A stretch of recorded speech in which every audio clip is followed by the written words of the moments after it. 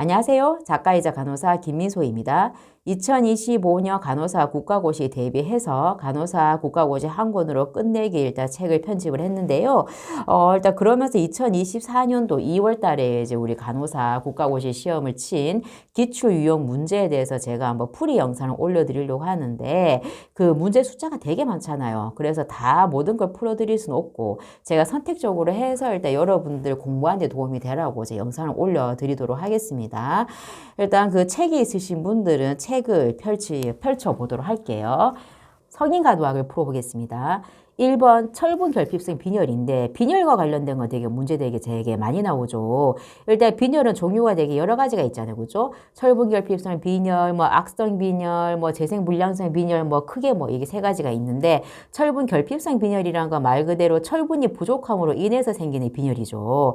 그래서 이제 자기가 영양이 결핍하거나 아니면 혈액이 되게 소실이 많거나 이래서 철분이 부족하기 때문에 페로바 같은 이제 철분제를 먹거나 아니면 수혈을 받거나 여러 가지 이런 방법을 쓰는 건데 철분제를 먹었을 때 우리가 교육해야 될 내용조 있죠. 그죠? 철분제를 먹을 땐 이거는 검은색 대변을 볼 수 있게 되고 당연히 또 변비도 같이 올 수 있고 철분제를 먹게 되면 똥도 이제 검은색으로 바뀌지만 이 치아도 되게 검은색으로 바뀔 수가 있어요. 그래서 액상 철분제를 먹게 되면 빨대를 이용해서 치아에 가급적이면 닿지 않게끔 해서 먹으라는 거죠.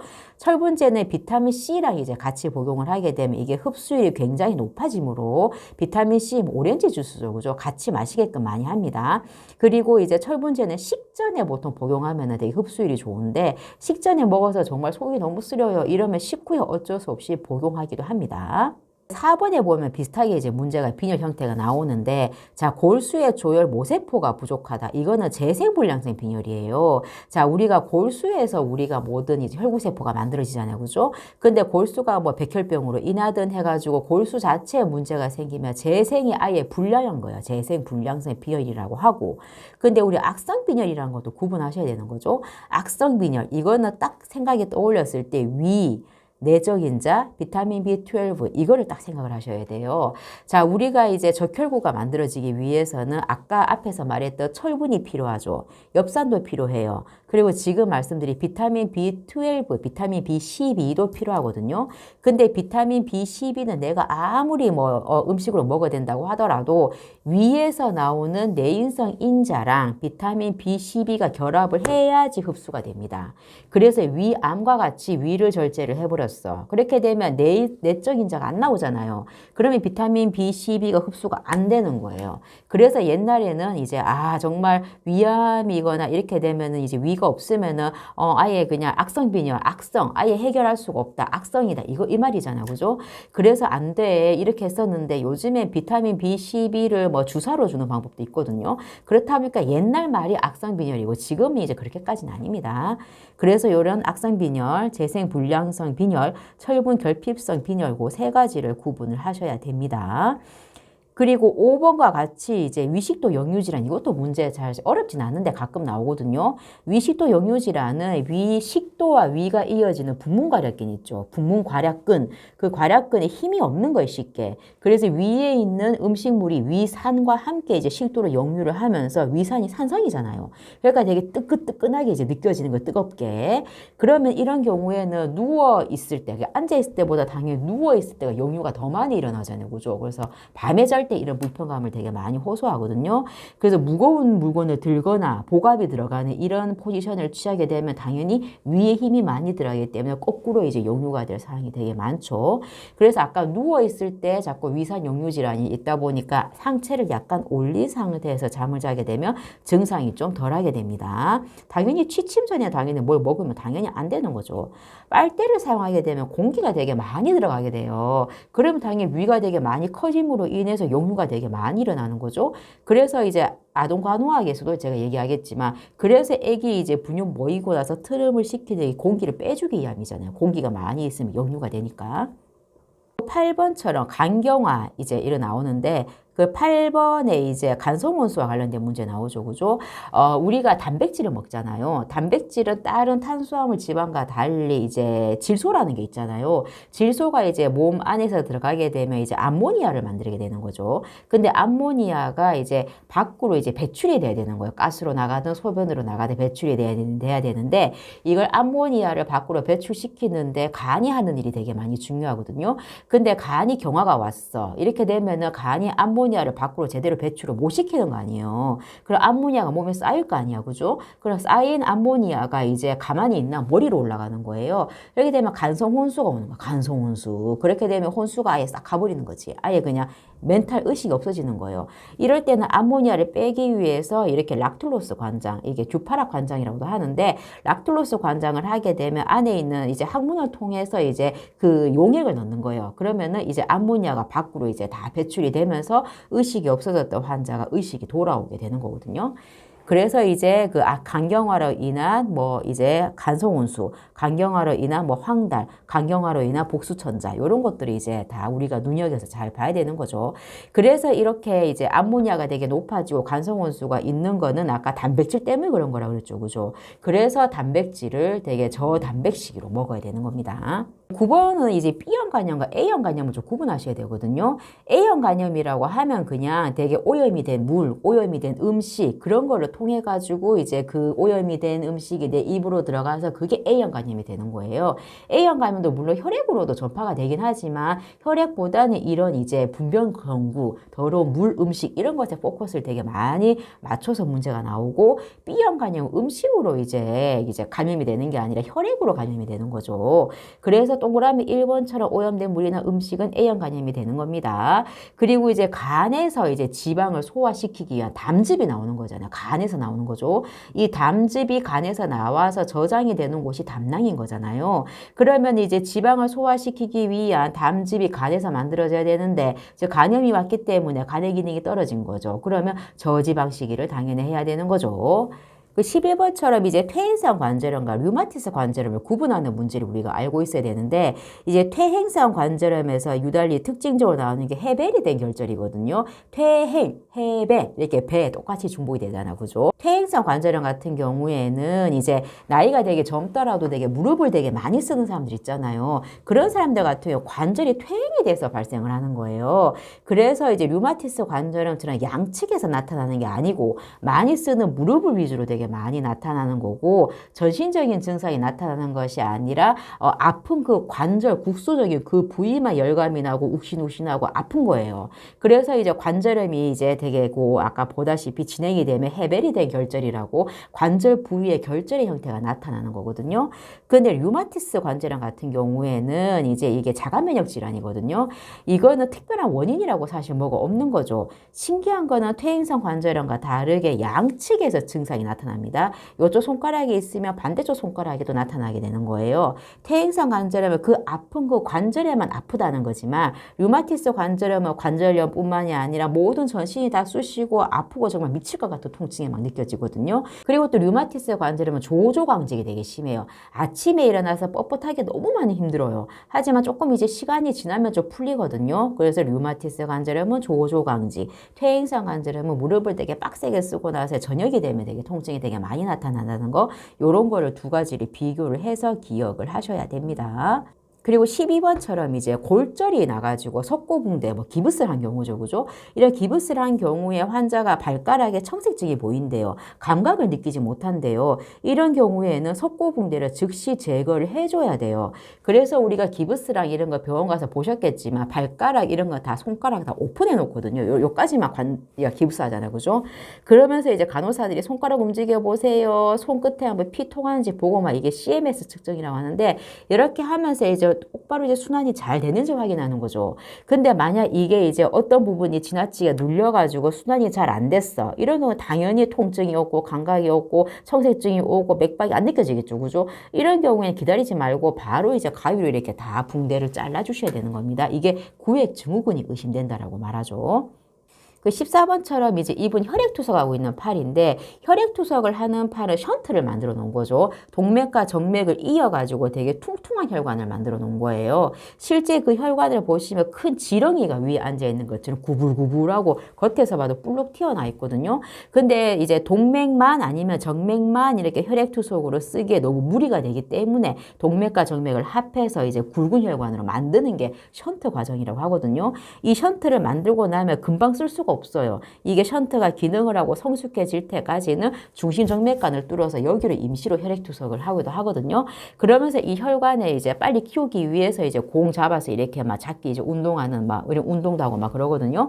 근데 이렇게 션트가 어쨌든 있는 팔에서 혈액투석을 하는데 그 팔은 만약 실수로 만약 거기서 베이거나 이렇게 되면 출혈이 엄청납니다. 아까 말했듯 동맥과 정맥이 합쳐졌기 때문에 흐르는 혈액량이 굉장히 많기 때문이에요.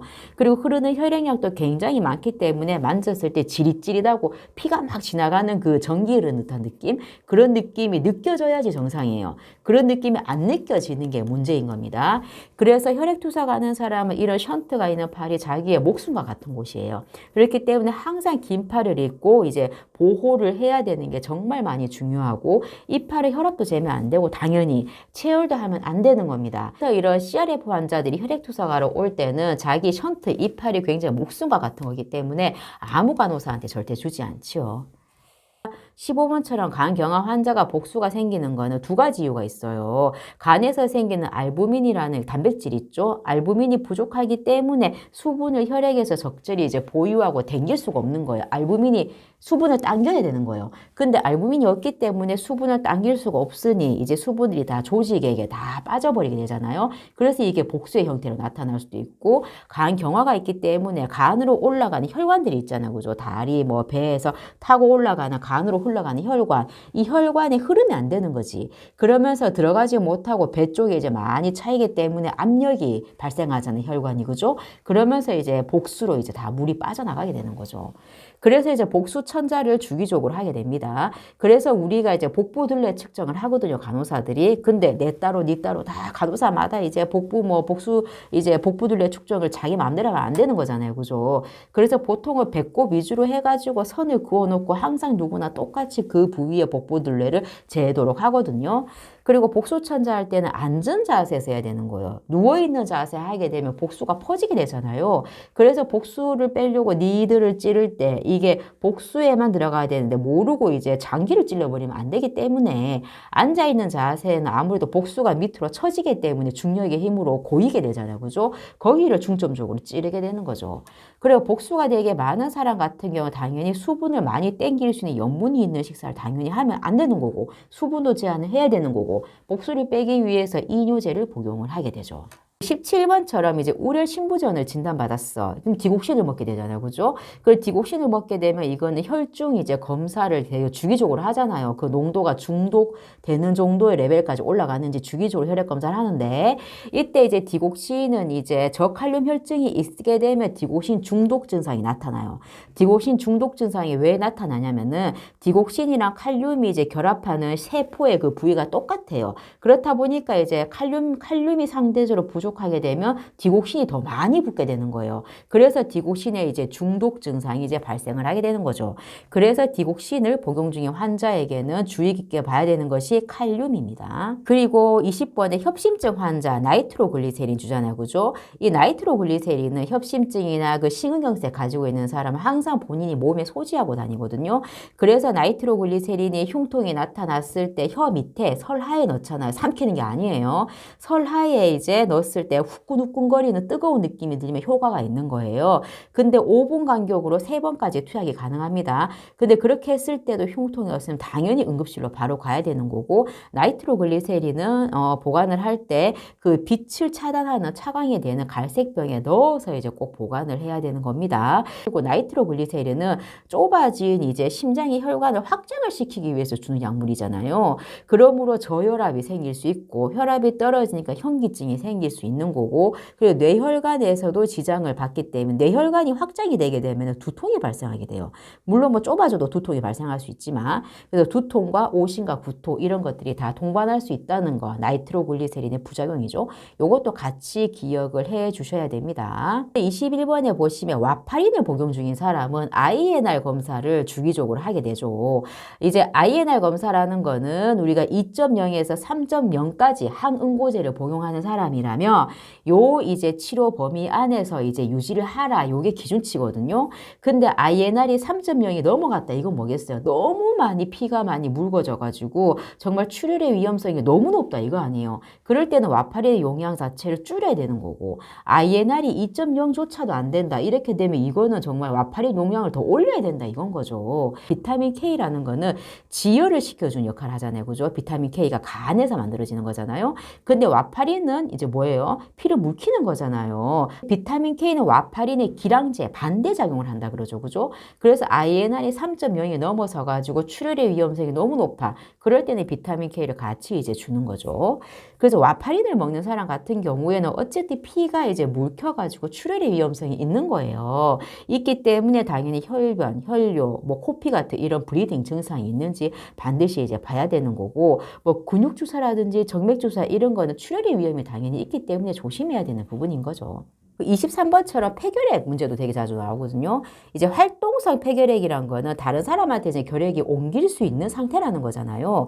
이 폐결핵 환자가 1차 결핵 약물을 투여할 때는 매일 아침 식전에 이제 약을 되게 많이 먹잖아요. 그죠? 식전에 한꺼번에 다 먹어야 돼요. 왜냐하면은 결핵균이란 건 내성이 되게 쉽게 생기는 약물이므로 한꺼번에 다 털어놔가지고 약물의 효과를 보기 위함이거든요. 같이 한꺼번에 먹어야지 약물의 이제 혈중 농도가 확 올라가면서 결핵균을 잡을 수가 있는 거라는 거예요. 이렇게 1차 약물 같은 경우에는 6 내지 9개월 동안 매일매일 아침 식전에 복용을 해야 되는데, 만약 꾸준하게 약물을 복용하지 않는다고 하면 2차 약물로 넘어가게 되는 거죠. 2차 약물로 넘어가게 되면은 그거는 이제 복용해야 되는 기간도 굉장히 많이 길어질 뿐더러, 그리고 부작용도 굉장히 많이 심해집니다. 그래서 1차 약물로 대표적으로 되게 많이 쓰는 약물 있죠. 뭐 리팜피신, 뭐 에탄부톨, 뭐 여러 가지 4가지인가 약물이 있는데 그거는 책에도 다 부작용이 나와 있거든요. 근데 리팜피신은 되게 오렌지 빛깔의 소변을 보는 것이 특징 지역이에요. 리팜피신 R, 오렌지, 오렌지, 오렌지 이렇게 기억을 하시면 되거든요. 그래서 오렌지 빛깔의 소변을 보는 것은 정상이다라는 거죠. 26번의 파킨슨병 같은 경우에도 문제도 되게 많이 나오는 문제이긴 하죠. 파킨슨병은 이제 뇌에 있는 도파민의 이제 부족으로 인해서 이제 떨림 증상, 뭐 보행 장애, 막 이런 문제들 여러 가지 것들이 생기는 거잖아요. 그리고 도파민을 공급을 해주면 되는 거거든요. 근데 이제 도파민이라는 것이 이제 뇌의 이제 혈관 장벽을, 뇌의 이거 장벽을 이제 넘어서서 바로 다이렉트로 못 들어가요. 그래서 도파민의 전구 물질이라고 하는 레보도파라는 걸 이제 투입을 하거든요. 그럼 이 레보도파라는 약물은 뇌에 있는 BBB, 이거 장벽을 통과할 수 있거든요. 근데 레보도파라는 거는 단백질이랑 만나게 되면 이제 흡수력이 뚝 떨어지게 되므로, 레보도파는 이제 식간이라는 게 식사와 식사 사이를 말하는 거죠. 식간이나 식후에 2시간 뒤에 이제 복용을 하는 것이 원칙인 거고, 그리고 비타민 B6 같은 경우나 알코올 뭐 이런 거, 카페인 같은 거 먹게 되면 이거는 레보도파 효과를 떨어뜨려요. 그래서 단백질 피해야 되고 비타민 B6 피해야 된다는 거 여러분들은 파킨슨 환자한테 주의하셔야 되고, 그리고 파킨슨 약물 같은 경우에 부작용이 되게 심하거든요. 그래서 파킨슨 약물을 먹으면은 환각도 있고 체위성 저혈압도 있고 운동실조, 뭐 변비 이런 다양한 문제들이 발생을 하게 됩니다. 파킨슨병은 이제 아마 1호 책에도 자세하게 나와 있으니까 한번 보시길 말씀드리고요. 그리고 28번처럼 멘탈을 체크하는 거는 명료한 건 당연히 뭐 이제 의식이 깨끗한 단계인 거죠. 기면이란 거는 졸리는 단계예요. 이제 내가 흔들면 누구야 이렇게 흔들게 되면 이렇게 깨는 단계가 기면 단계라고 하는 거고, 기면, 수면 이렇게 똑같이 생각을 하시면 되는 거고요. 혼미라는 건데 스튜퍼를 쓴 건데 강한 자극인 거예요. 강한 자극, 젖꼭지를 보통 많이 비틀죠. 젖꼭지를 비트는 이렇게 자극을 했을 때 하고 끙끙거리는 대답 정도는 하는데 왜 그래? 이런 말을 정확하게 할 수가 없어요. 이게 혼미 단계인 거고 반호수 단계는 세미코마인 건데 이렇게 아까 혼미 단계는 하는 소리까지는 했잖아요. 하지만 반호수는 그런 소리조차 못 내지만 약간 이제 통증 반응, 비트는 것 같은 이런 반응은 보이거든요. 근데 혼수, 코마 상태는 아예 전혀 그런 증상이 나타나지가 않습니다. 30번에 보시면은 라식스를 복용한다는 거는 이거는 이제 칼륨을 밖으로 이제 빠지게 하는 저칼륨 혈증을 유발할 수 있는 이뇨제거든요. 그러면 이런 이제 저칼륨 혈증을 유발할 수 있는 라식스를 복용하는 환자한테는 스피로닥톤을 함께 처방하는 경우가 많아요. 왜냐하면 스피로닥톤이 칼륨을 보유하는 이뇨제거든요. 그래서 이런 거는 30번 정답이 1번이죠. 저칼륨 혈증을 예방하기 위해서 같이 투약을 하는 겁니다. 그리고 이제 31번처럼 좌심부전을 앓고 있다. 이건 같은 경우에는 자, 이걸 알아야 돼요. 좌심부전을 앓고 있다는 거는 좌측의 심장에 문제가 있다는 거죠. 좌측에. 그러면은 좌심방으로 들어오는 혈관에 들어오는 혈액이 들어올 수 없다는 거잖아요. 좌심방에 들어오는 혈관이 뭐예요? 폐정맥이잖아요. 폐정맥. 폐에서 이제 산소를 가득 머금은 혈관들이 폐정맥을 타고 좌심방으로 들어오는 거고 좌심방으로 들어온 이 혈액들이 이제 좌심실로 내려와서 대동맥으로 나가는 거잖아요. 그러면 좌심부전이 앓고 있다는 건 당연히 피가 이제 거꾸로 가는 거잖아요. 이제 차지를 못하니까 폐 쪽으로 가게 되는 거예요. 그래서 폐와 관련된 증상들이 좌심부전에서는 많이 나타나게 되는 거죠. 그래서 야간 호흡곤란이 나타나게 되는 겁니다. 그리고 반대로 우심부전이 뭐겠어요? 우심부전. 우측에 있는 심장에 문제가 생긴다는 거잖아요. 그렇죠? 그러면 우심방에 들어온 혈관은 뭡니까? 전신을 돌아서 들어오는 대정맥이 우심방으로 들어오는 거잖아요. 그래서 우심방에 문제가 생기니 대정맥의 혈액이 정체가 되는 거죠. 그래서 전신부종, 감비대, 복수 이런 것들이 나타나는 거죠. 그래서 따로따로 증상을 구분해서 기억을 하셔야 됩니다. 36번 같은 경우에 벤틀레이터죠. 인공호흡기라고 있는 환자가 고압 경보가 울릴 때도 있고 저압 경보가 울릴 때가 있어요. 고압 경보가 울리는 상황은 어쨌든 튜브가 막혔다는 거예요. 어디가 막혀가지고 이게 고압, 큰 소리로 난다는 거거든요.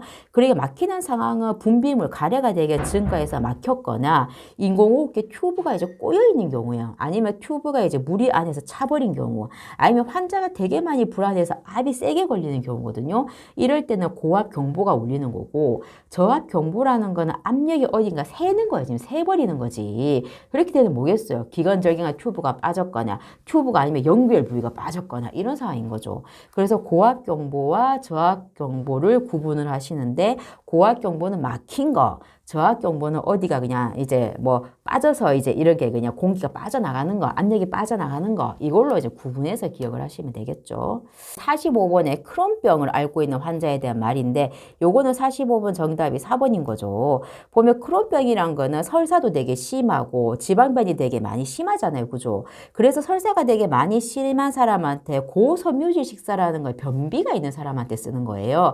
그러면은 저섬유질 식이를 줘야 되겠죠? 이거 지방변이 있으니까 뭐예요? 저지방식을 해야 되겠죠? 그리고 되게 설사를 되게 빈번하게 하다 보니까 많은 음식을 먹을 수가 없어요. 그래서 소량씩 칼로리가 충당할 수 있는 음식 위주로 자주 섭취를 해야 되는 거고 당연히 설사를 많이 하는 크론병 환자한테 유제품을 먹으면 당연히 안 되는 거죠. 장운동을 촉진을 시키기 때문에.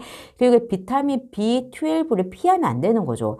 췌장의 말단 부위에서 비타민 B12가 흡수가 되는 거예요. 아까 전에 악성빈혈에서 제가 말씀드렸듯이 비타민 B12가 우리 몸에서 흡수가 되려면은 내인자, 이제 위에서 나오는 내적 인자와 결합한다 그랬죠. 그죠? 결합을 해가지고 마지막으로 가는 곳이 소장인 거예요. 크론병이 있다는 건 이 기능에 문제가 생겼다는 거죠. 그러면 비타민 B12를 당연히 내가 투약을 함으로 인해서 보충을 시켜줘야 되는 거죠.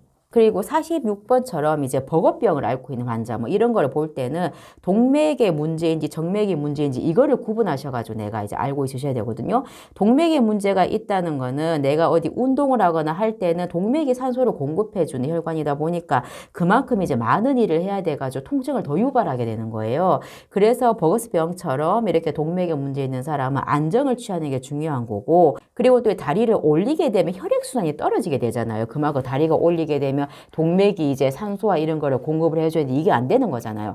이렇게 통증이 더 심한 거예요. 다리 올렸을 때. 그래서 다리를 내리고 이제 쉬라고 하는 거고, 반대로 정맥에 문제가 있는 경우에는 다리를 내렸을 때는 이제 정맥에 이제 그 혈관이 확 몰리게 되면 통증이 되게 많이 심해요. 그래서 정맥일 경우에는 다리를 올려가지고 정맥에 있는 혈액이 이제 심장으로 귀환을 할 수 있게끔 해야 되는 게 정맥의 질환에 있는 사람한테 해야 되는 거죠. 동맥이랑 완전히 다르죠, 그죠? 그래서 구분을 하셔야 됩니다. 그리고 이제 버거병처럼 당연히 동맥에 문제 있는 사람은 추운 날에 이제 밖에 이제 나가게 되면은 당연히 혈관이 수축이 되잖아요. 그만큼 통증을 당연히 유발하게 되는 거고, 쉴 때는 다리 아까처럼 말했듯이 다리를 내리고 있으셔야 되는 거고, 운동을 하면 통증이 당연히 더 심해지게 되므로 안정을 해야 되는 거고, 당연히 다리를 꼬게 되면 혈액순환이 안 되기 때문에 통증을 더욱 유발하게 되는 거죠. 동맥의 질환은 혈액이 동맥으로 제대로 안 돌았을 때 통증이 유발하는 거라 생각하시면 되고, 정맥은 정맥 혈관에 피가 많이 고여 있을 때 통증이 유발한다, 이렇게 생각을 하시면 돼요. 왜냐하면 정맥의 혈관은 적당히 귀환을 해서 심장으로 들어와야 되는데 이게 심장으로 들어오지 않고 정맥에서 차이기 때문에 압력이 높아져가지고 통증이 유발하는 거거든요. 그리고 48번처럼 COPD 환자 문제 되게 많이 나오죠. COPD 환자의 자세는 폐가 확장이 잘 되는 반자의 자세를 취해야 되는 거고, COPD 환자 같은 경우에는 오랜 시간 동안 CO2 농도에, 이제 CO2가 되게 높은 농도에 몸이 이미 적응이 돼 있어요. 이산화탄소 농도에. 근데 그런 상황에서 산소가 조금 고용량이 들어가게 되면 산소가 오히려 이제 호흡곤란을 더 유발하게 되거든요. 그래서 COPD 같이 CO2에 계속 적응이 된 이런 환자 같은 경우에는 저용량의 산소를 줘야 되는 게 포인트예요. 그래서 1 내지 2리터 정도의 속도로, 저농도의 속도를 주는 거죠. 또 탄수화물 같은 경우에 탄수화물이 분해가 되잖아, 몸에 들어가서. 그죠? 분해가 되는 과정에서 이산화탄소를 발생을 시켜요. 그래서 COPD 환자는 저탄수화물 시기를 먹어야 됩니다. 그리고 COPD 환자뿐만이 아니라 모든 폐질환 환자는 이제 가래 같은 거를 배출을 잘 시키기 위해서 가습기를 적용을 하고 수분을 충분히 섭취를 해야 되는 거죠. 그리고 흉부 물리요법 있죠. 가래가 잘 안 나오거나 이럴 때는 뭐 두드리고 뭐 이렇게 해주는 거 있죠. 이런 흉부 물리요법을 객단 배출을 촉진을 시켜줌으로 이제 충분히 경혈을 해서 해주는 거죠. 그리고 COPD 환자 같은 경우 호흡이 되게 중요하거든요. 코로 숨을 크게 들이마시고 난 다음에 입술을 동그랗게 해가지고 초에 불을 끄듯이 천천히 내셔야 되는 거예요. 들이마시는 것보다 내쉬는 걸 더 길게 천천히, 이렇게 해야지 천천히 내뱉으면서 기도가 허탈이 되는 거를 최소화할 수 있거든요. 그리고 51번처럼 수혈을 시작하고 나서 10분이 지났는데 혈압이 지금 뚝 떨어졌죠. 옆구리 통증도 있게요. 호흡 곤란도 있대요. 이때는 당연히 수혈을 즉시 중단해야 되는 거예요. 우리가 수혈을 시작하고 나서 실습 나가보셔서 아시겠지만 바이탈을 되게 처음에 10분 안에 엄청 많이 했잖아요. 그죠? 이게 수혈을 시작한 후에 15분 내에 급성 용혈성 수혈 부작용이 발생할 수 있으므로 집중적인 관찰을 해야 되는 거예요. 수혈을 이제 하는 적혈구 있죠. 보통은 PRBC, 이게 적혈구잖아요. 수혈을 중인 적혈구가 이제 내 몸에 있는 항체와 반응을 해가지고 파괴가 돼버리는 거예요. 그래서 이런 여러 가지 증상이 발생을 하는데 대표적인 게 호흡곤란이라든지 옆구리 통증이 생기는 거죠. 이게 적혈구가 파괴가 되면서 신장 있죠. 신장을 파괴를 시키는 거예요. 그래서 옆구리 통증을 느끼는 거거든요. 그래서 신장이 파괴가 되니까 혈뇨, 이제 소변이 피가 나오는 거고, 그러면서 저혈압이 이제 생기는 거죠. 오한, 발열, 여러 가지 반응들이 나타나는 거죠. 이런 것들이 나타날 때는 당연히 신장이 망가지기 때문에 급성 심부전까지 초래해서 신장 투석까지 갈 수 있는 상황까지 올 수 있으면 너무나도 위험한 부작용이에요. 그래서 이런 증상이 나타난다면 당연히 바로 수혈을 즉시 중단을 해야 돼요. 그리고 나서 수혈 이제 하던 걸 버리면 안 되죠, 절대. 수혈하던 것과 그리고 내 이제 환자 혈액을 샘플링을 해야 됩니다. 환자의 혈액과 함께 혈액은행으로 보내가지고 어떻게 부작용이 이런 게 나타나는지 판별을 받아야 될 거잖아요. 그죠? 그래서 절대 버리시면 안 된다는 거 기억을 하셔야 됩니다. 그리고 수혈을 당장 하던 거 스탑하고 빼고 난 다음에는 생리식염수로 해가지고 바로 넣어줘야 되는 거죠. 혈압이 떨어지니까. 국제 56번처럼 간경화를 앓고 있는 환자가 복도에서 피를 막 토했대요. 간경화가 있으면 이제 간을 지나가는 혈관의 흐름이 원활하지 않죠. 그래서 아까 복수도 생겼다 그랬잖아요. 그럼 이 위에 있는 혈관들도 당연히 압력을 받기 때문에 식도에 있는 혈관이 압력을 1차적으로 받게 되고, 이게 발생하는 게 식도 정맥류가 되는 거고, 식도 정맥류는 다시 혈관이 터져가지고 출혈을 일으키게 되는 거죠. 이런 상황에서는 56번의 1번 바소프레신처럼 혈관 수축제를 이제 해야 되는 거고, SB 튜브처럼 이제 식도에 터진 혈관을 다이렉트로 풍선 같은 걸 넣어가지고 이제 압박을 시키는 거예요. 그리고 식도 이제 터진 그 정맥 터진 그 부위에 결차를 당연히 이루어져야 되는 그런 과정들이 이루어지는 거죠. 그래서 간경화로 인한 이제 식도 정맥류 출혈은 굉장히 출혈량도 되게 높을 뿐더러 굉장히 사망 위험성이 높습니다. 60번처럼 이제 3도 화상을 입은 상태거든요. 3도 화상을 입었다는 거는 이제 그 뻔을 굉장히 깊숙한 것까지 혈관까지 다 타버린 거예요, 쉽게. 그래서 혈관이 직접적으로 손상이 돼가지고 이제 모세혈관들도 다 당연히 혈관의 투과성이 증가가 된다는 거예요. 혈관이 파괴되니까 밖으로 새나가는 물들이 많아진다는 거 쉽게. 그러면은 모세혈관 투과성이 증가해가지고 이 조직으로 다 빠져나가죠, 지금. 수분과 단백질들 모두 다 빠져나가고. 그렇게 되면 혈관에 이제 흐르는 혈액량이 떨어지는 거죠. 그러면 신장으로 가는 혈류량도 그리고 심박출량도 다 떨어지게 되는 거죠.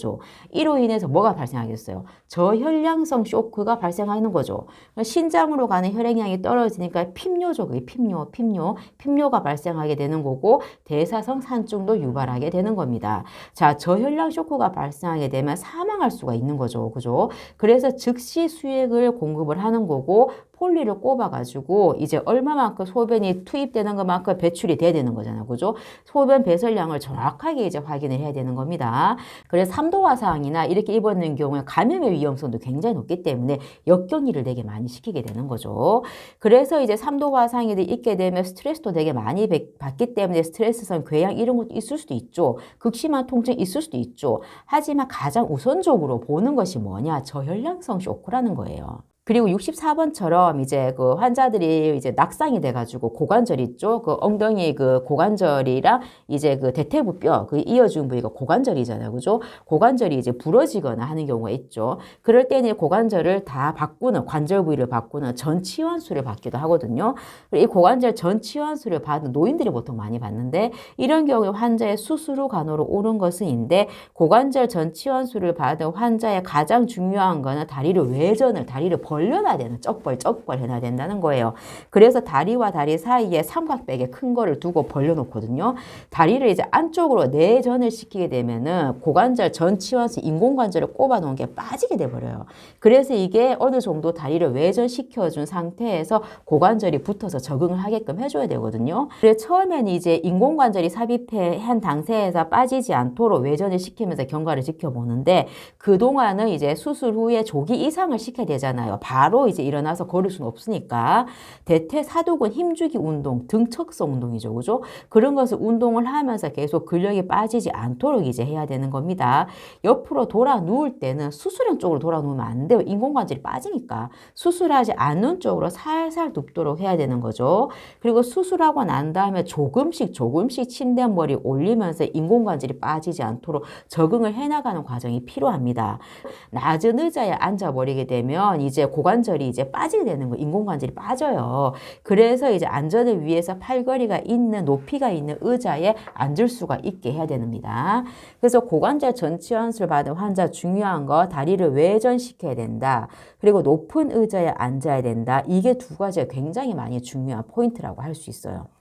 68번의 변이형 협심증을 볼 텐데, 우리가 MI 그 심근경색이든 협심증이든 문제 되게 자주 나오죠. 그죠? 그 협심증도 종류가 되게 많잖아요. 그죠? 안정성 협심증, 뭐 불안정형, 변이형 이거 세 가지가 있는데, 안정형 같은 경우에는 내가 뭐 어떤 활동을 하거나 스트레스 받거나 이럴 때 이제 심장혈관이 수축을 해가지고 통증을 느끼는 거고, 안정을 하게 되면 통증이 덜해져요. 그래서 안정형 협심증이라 하는 거고, 안정형 협심증이 조금 더 심해지면 불안정형 불안정형 협심증으로 바뀝니다.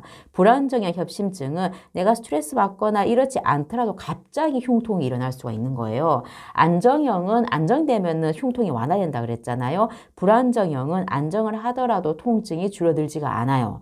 또 불안정 협심증이 또 관리가 안 돼서 더 심해지면 심근경색으로 가게 되는 거죠.